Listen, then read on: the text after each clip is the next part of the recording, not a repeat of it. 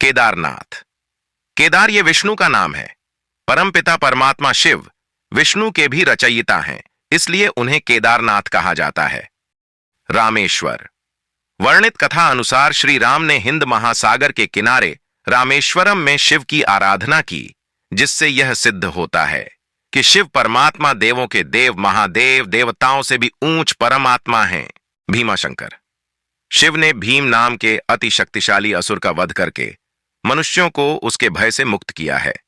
परमपिता शिव भीम जैसे शक्तिशाली विकारों का नाश करके विकारों के भय से मुक्त करते हैं, इसलिए उन्हें भीमाशंकर भी कहते हैं। वैद्यनाथ। जैसे वैद्य की दवा से सारे रोग जड़ से निकल जाते हैं, वैसे ही परमात्मा सहज ज्ञान राजयोग की दवाई द्वारा केवल शरीर की नहीं परंतु आत्माओं की विकृतियां दूर करते हैं। इसलिए वह परम वैद्य हैं और उनको वैद्यों के नाथ वैद्यनाथ कहा जाता है।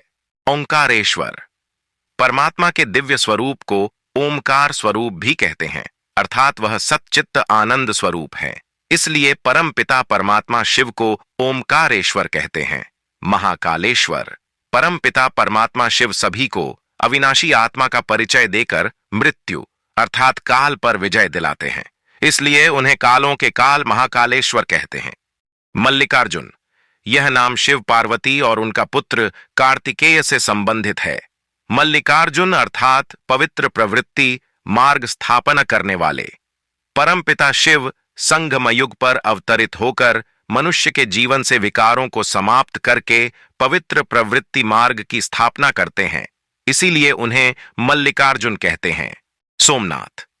सोम का अर्थ है अमृत, सोमनाथ का अर्थ होता है अमृत पिलाने वाला। निराकार परमपिता परमात्मा शिव पुरुषोत्तम संगम युग में ज्ञानामृत का पान कराते हैं। परिणाम स्वरूप सभी आत्माएं पवित्र बनकर जीवन में स्थायी सुख शांति प्राप्त करती हैं। नागेश्वर। वह मनुष्य आत्माओं के जीवन से काम, क्रोध, लोभ, मोह, अहंकार इन विकारों के जहर को समाप्त करते हैं और आत्माओं को निर्विकारी बनाते हैं।